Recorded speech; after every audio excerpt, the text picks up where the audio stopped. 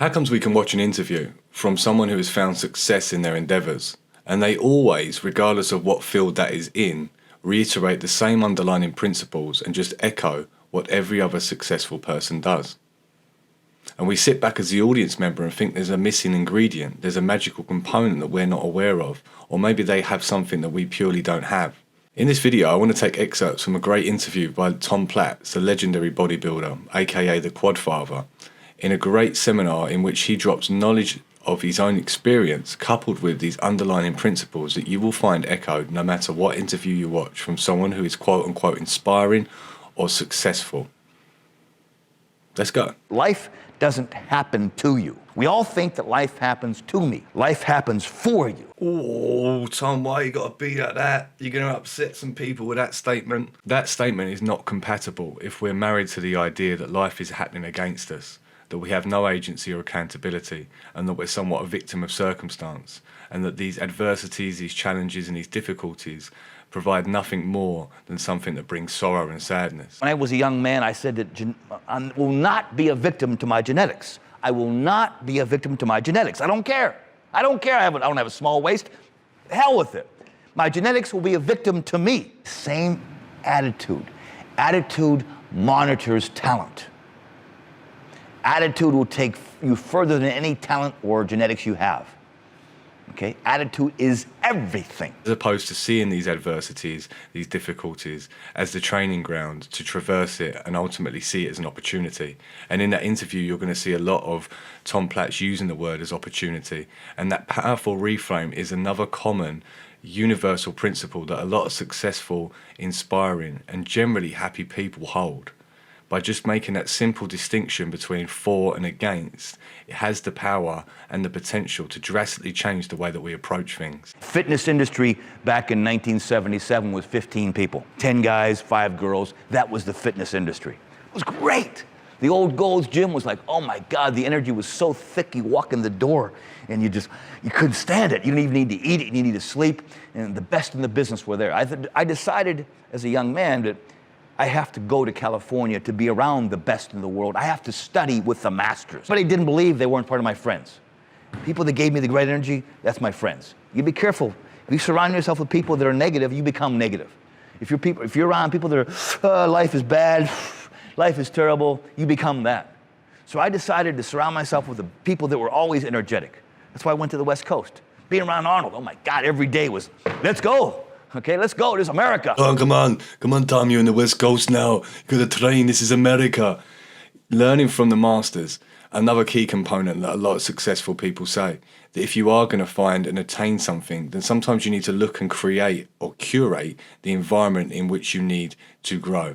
And in his case, he's talking about going over to the West Coast where all these inspiring bodybuilders were there, and it was creating an ecosystem and fostering an environment of success. And he said another important thing that you hear a lot in interviews. He was able to differentiate the difference between those that were going to aid him and move him in that direction and those that are simply there for the ride or to hinder him. And as he says, he will remove those people. They are not my friend if they are not there to encourage or to promote or to even just believe that the goal he has set for himself is attainable. And we know this because the old adage of you are becoming the 5 people that you hang around the most with. And this is a difficult one for a lot of people because the people in their life are just unfortunately hindering them. And whether that could just be overt acts of hindrance or bother, or whether that is just metaphysical and simply the vibration is not at the same height as what it needs to be to get where they want to be. I'll repeat that. If you want something bad enough, you can't let anybody tell you you can't do something, not even yourself. I think we're all good at something. We're all good at something, really good. And I think if you're really still, if you make yourself really still and quiet, which is hard to do in this day and age of social media, okay, Facebook and Instagram, but if you're really still and quiet, if you can be quiet for a half hour without, like meditation, the answers will come. You know what to do. Oh no, he's done it again. He's mentioned another one of the cliches, meditation, because it's very easy, isn't it, in this modern time, as we were talking about in a video not long ago, with the effects on the ego and the comparative complex of us as individuals, that you have a particular goal, you can load up the phone straight away and see someone who's already living that and you're not living that. And then if you're not mentally tough and you haven't got that fortitude, then potentially that's just going to throw you well off the sail. So he's almost acknowledging that the times have changed since he was young, in that time when maybe there wasn't that influence. Maybe he had to go and get muscle magazines and have a look at the fitness influencers of the time through paperback on a magazine, as opposed to feeling a bit low, wanting some mental stimulus and loading up an app where you've got your favourite pharmacological influencer or Photoshop influencer giving you advice or making you feel a bit shit about yourself. So again, guarding the gates to the temple is what we spoke about in a couple of videos back, and it's another one of those underlining principles that whoever the fuck it is, they're going to say that over and over again. Guard the gates to your kingdom, quiet the mind, differentiate the difference between useful stimulus and stimulus that ultimately is overstimulating you or understimulating you into inaction or inactivity. Life offers you a lot of opportunities, even sometimes if it's devastation and terrible. Oh my God. And I think that's the way it works. You got to have good and bad. In life, there's good and there's evil, and there's good and bad. And a lot of times when evil and heavy, terrible things comes along in your life, it's really an opportunity. And everything I looked at in my life that's been bad, or like, oh my God, what am I going to do? I think back now, it gave me an opportunity. Opportunity is disguised as problems.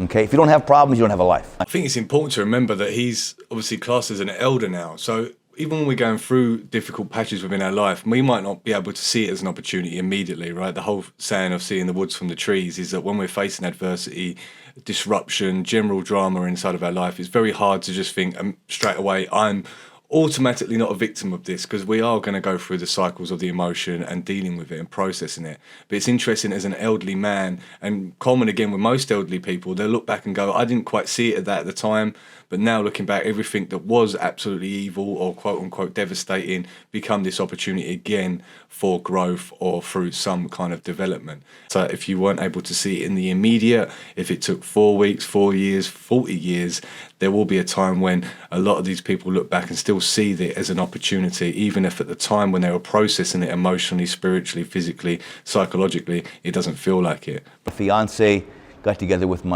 I didn't never told anybody this before either, but she got together with my training partner. And I came home from the 80 Olympia and they're together. I'm like, oh my God. I was so hurt and so baffled that this girl could do this to me. I decided to take all that energy and put it into the gym before the 81 Olympia. I just opened a door to the Gold's Gym that day, that year, and boom, everything would work. It was a magical year. Any exercise I did was, wow, mind-blowing.